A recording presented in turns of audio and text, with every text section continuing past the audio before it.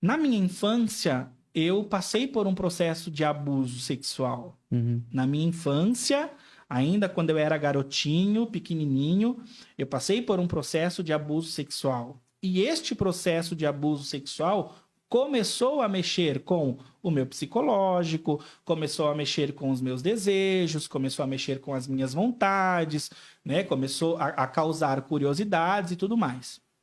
Eu não posso te dizer que eu lembro de grandes coisas, ou de como eu pensava, ou de como eu agia Uhum. realmente naquele momento, né? Eu não me lembro muito. Uhum. Mas eu passei por isso e ficou a marca. Certo. E algumas pessoas souberam deste abuso. Na época... Mas por falta de conhecimento, né, por falta de entendimento, e é compreensível isso em algumas situações, eles acabaram não tendo nenhuma atitude, acabaram não tomando uma iniciativa de um tratamento, ou de um acompanhamento psicológico, e assim por diante. Então, eu tive que aprender a lidar com isso sozinho. Caramba. Então, eu aprendi a crescer... Numa época em que você era muito novo... Muito novo, era criança ainda. Né? E passando por todas as mudanças que a tua vida familiar estava tendo, né? Tudo ao mesmo tempo, Caramba, tudo ao cara. mesmo contexto, né? Caramba. Então, assim, pra mim foi muito difícil. Por quê, mano? Eu sempre fui uma pessoa... Cara, quem me conhece sabe. Eu sempre fui uma pessoa que eu sempre dialoguei de forma muito gestual. Então, eu mexo muito as mãos, eu mexo muito o braço, eu falo com o meu corpo. da Itália. Né? Eu falo com o meu corpo. Então, além de falar com o meu corpo, de ser muito gestual, eu sempre fui muito educado, sempre fui muito correto na forma de falar, né, e tudo mais. E eu não tenho uma voz grossa. Quem tá me escutando tá percebendo isso. Eu não tenho uma voz grossa. Então, desde a minha infância, por isso, eu já era taxado por viadinho, por bichinha. Por quê? Cara, olha lá. Olha, ele é o viadinho. Olha, a mão dele é molenga. Olha, ele fala fino. Olha.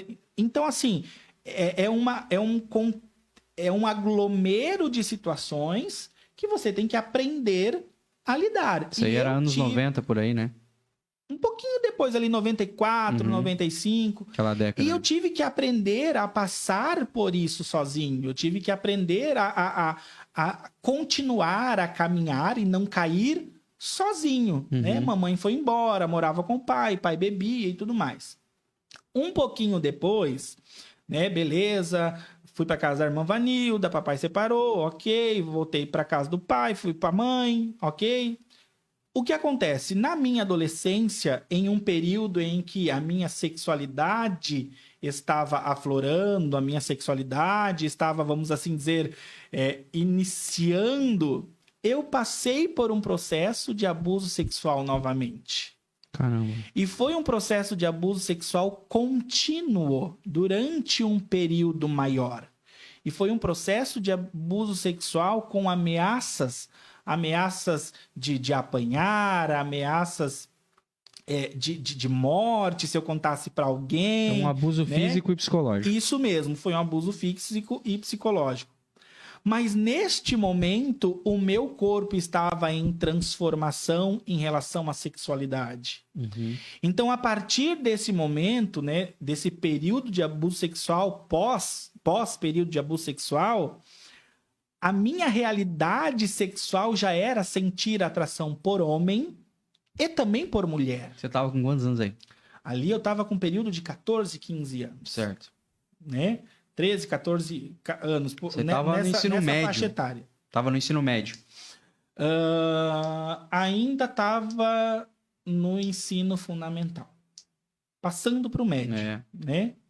Essa época da vida da gente, a gente tá bem com os hormônios à flor da pele. Os hormônios à flor da pele, com certeza.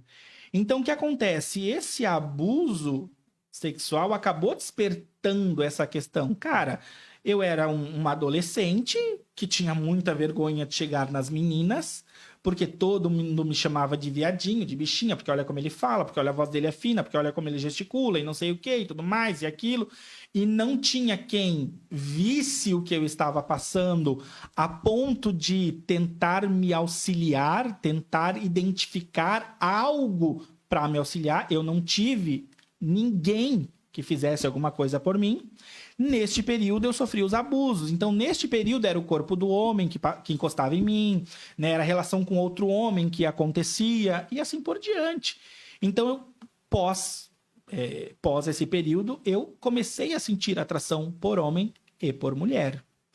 Quando eu voltei para casa, né, que eu estava morando com o papai e tudo mais, e que assim eu peguei firme na igreja, eu decidi viver a heterossexualidade. Então, eu comecei uma luta interna, né? De dizer, eu não quero a homossexualidade. Eu vou lutar para, né, não querer aquilo. Marcos, tu orava pela tua libertação? Cara, eu não sei te dizer se eu orava pela minha libertação. Eu orava para mim gostar de mulher. Eu orava para mim ter um relacionamento com mulher. Eu orava para isso. Se apaixonar, sei lá. Era isso que eu queria. Ô, Marcos, deixa eu fazer um pequeno parênteses aqui, só para mim não perder a pergunta, fazer a pergunta na hora errada, cara.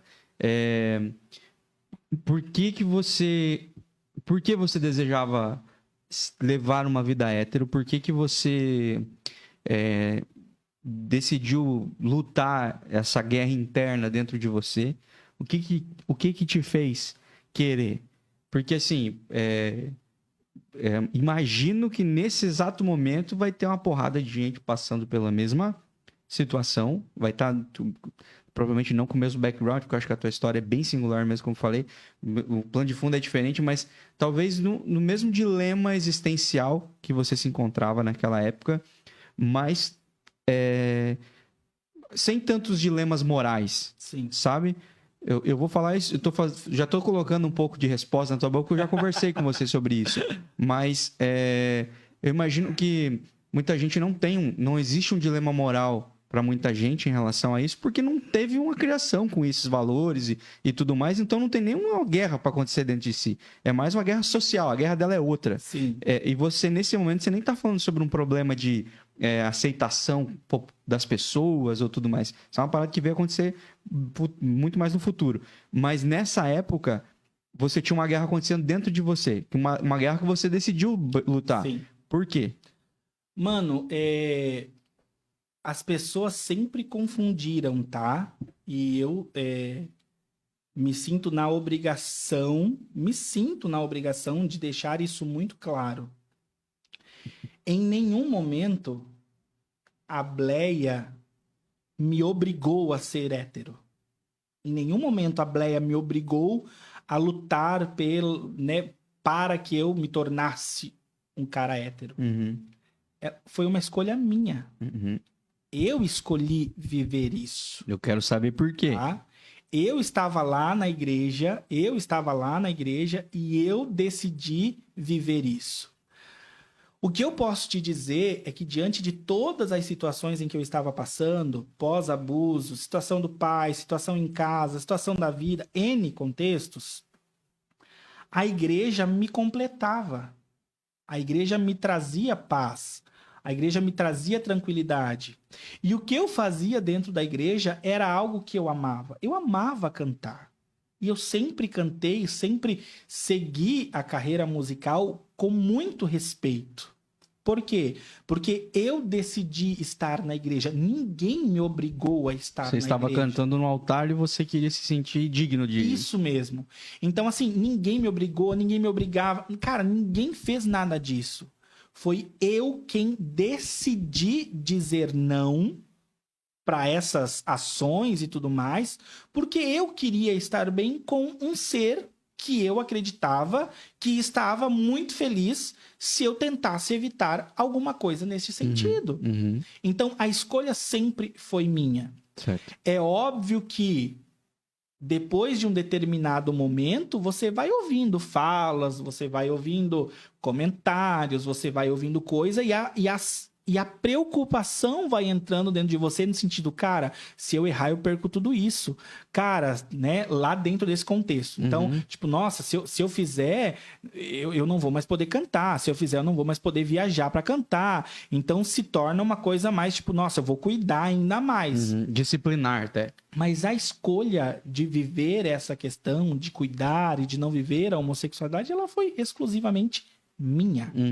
Eu decidi. Eu quis isso pra mim. E foi isso que eu fiz, Certo. né? Nesse período de igreja e tudo mais. O Incomum Podcast é um oferecimento. Dr. Tiago Ferreira Luiz, Ortodontia e Implantes. Afinal, seu sorriso é único. Agende um atendimento no 47-99705-8735. Platina Revenda Multimarcas. Aqui a sua vida brilha sobre rodas. Siga-nos no Instagram, @platina_multimarcas. Dê Valor Corretora de Seguros, cuidando de tudo que tem valor para você. Faça já uma cotação no 47-3433-0000. Lovely Gum Suplemento Alimentar, a mais alta tecnologia a favor do seu bem-estar. Experimente e adquira o seu no www.lovelygum.com.br. Lisboa espera por ti. Os melhores roteiros e tours privativos em Portugal. Siga-nos no Instagram, @Lisboa Espera por Ti Tours. Hope Store, roupas, calçados e acessórios. Encontre seu estilo aqui. Receba todas as novidades no WhatsApp 47997133405.